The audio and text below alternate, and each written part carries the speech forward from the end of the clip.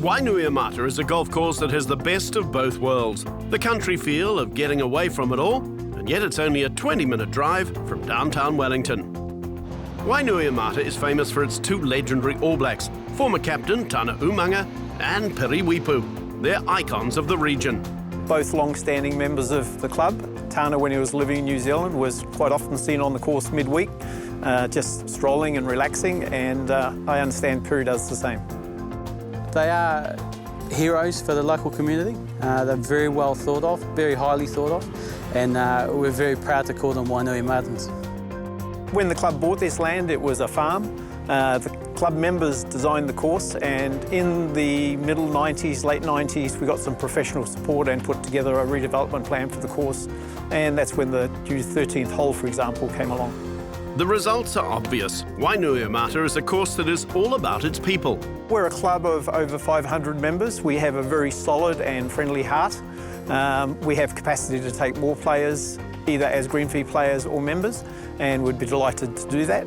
The people here are so friendly that anyone here is welcome. It doesn't matter where you're from, you'll always get a smile. And the course is set up that it doesn't matter to what ability you've got, there's tees that'll suit you, which I think makes a big difference on a golf course. The layout is lined by mature trees and is a good test. You do have to hit it reasonably straight to play Wainui well. You have to putt well, which is a biggie on our greens.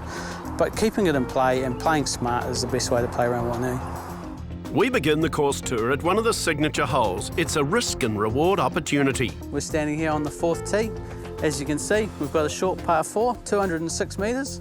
We've got a bunker short to the left here, and the right-hand side all slopes down into the lake. Many ways of playing the hole. The better golfers probably play an iron or a utility onto the green. Not so good golfers tend to lay up short of the bunker and play on for 2. I've got a 3-iron with me today. We're going to try and see if we can scoot one up onto the front edge.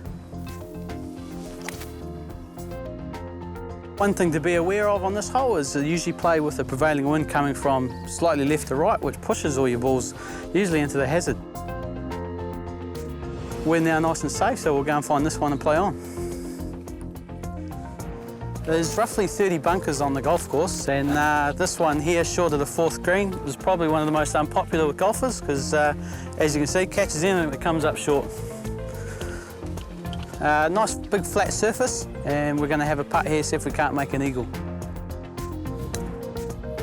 Mark came close to making that eagle, but a 3 at the 4th is a good score. Tap and birdie, always good. And now we'll shoot up to the 6th, where one of our club legends, Mike Patterson, will show you how to play that hole. It's one of the club's different holes. It steams out along a short fairway, and then it goes up to a hill with quite a tricky green. The tricky part about this hole is there is a bunker on the left, which you need to avoid. If you do end up in it, you've got quite a long bunker shot, but most people play up the centre of the fairway and then hit a low iron to the green. I'm going to hit a 3-iron off this tee so that I avoid the bunker and keep the ball in play. Mike plays off a 0.9 handicap, and he shows his local knowledge with this tee shot on the 6th. So that's the first part done. Fit it up the middle of the fairway. So hopefully now I've got a short iron into the green, so we'll go and see how we got on. When you look at the green from here, it looks quite daunting. It's quite a small target, but once you get up there, it's really quite large. I'm about 110 metres away. I'm going to hit a pitching wedge to a back left position.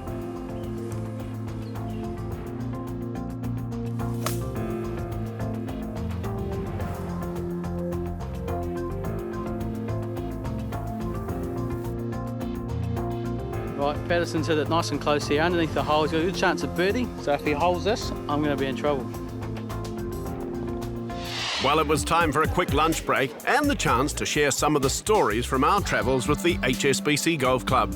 Go around again, I need another shot. I didn't quite get it the first time. Yeah. Shortly after, the locals were keen to check out the latest Chrysler 300C models up close. That was before we got back into the action with a shootout. This is the big battle. As you'll recall, it was Mark Whalen who picked up a birdie on the 4th hole. Mike Patterson delivered a birdie on the 6th hole. We're going to have a shootout here on number 13. It's a par 3, 156 metres. Boys are getting ready. Mike Patterson begins the action at the newly built 13th. And his tee shot is perfect in the circumstances.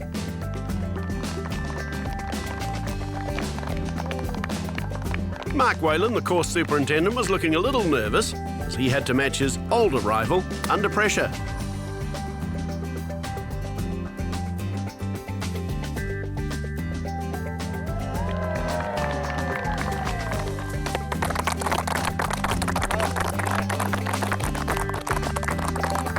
So two of the best players in the Wainui Mata Club are about to have a putting shootout after those tee shots. First away it's going to be Mark, and closest to the pin wins the competition.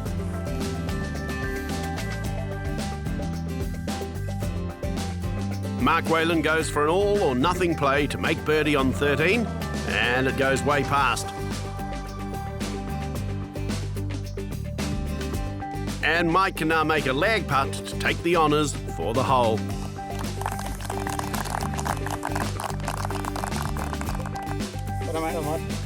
Yeah, good effort there, Mike. We had two birdies on the early holes, shared between you both, and you've taken out the putting shootout. This looks like quite a tricky green. It is a tricky green. It's the newest hole on the course. It used to be an old horse paddock. We've put this green in to add a bit of a challenge. Well bunkered, undulating green. Good test of golf for everybody. Well, at least you're finished for the day. We're going to carry on with Mark now, seeing he was the loser. He's going to take on the very tough par 5 14. Yeah, and it's the longest hole on the course and a really good test of golf. So we call this hole the Wrecker. It's a par 5, plays 552 metres off the tips which we're playing today. Usually plays straight into the northerly that whips through Wellington, so it's always a challenge. Not many people get home in 2. Par is a great score. We're going to see how we go today. The key is to get a drive down the narrow fairway and keep it in play for your second. Yeah, the drive is just what you need to have on the back 9 at Wainui Mata. Straight. There's quite a contrast here at Wainui Mata Golf Club between the two 9s. The back 9 that we're playing now is quite tree line, so it's very important to keep your ball in the middle of the fairway. We've managed to do that here on the par 5 14th. We're going to play our next shot up just short of the bunkers to give ourselves an easy approach into the green. Can't complain about that one, just short of the bunkers. Let's go and see if we can make par. So here we are, we've got it in play for our second. We're now left with a 125 metres shot to the green. Has a false front on it, sloping both sides and at the back. Bunker in front, which shouldn't worry us today. We're going to try and play a little 9-iron into the pin, see if we can't give ourselves a chance of making 4. It's a relatively long hole 14, and Mark played 3 well-hit shots to stay out of trouble. So that's pretty much how to play the 14th here at Wainui Mata. 2 good shots down the middle, another one onto the green to set ourselves up for a birdie opportunity. If not, then a par will certainly suit us, especially on a day like today.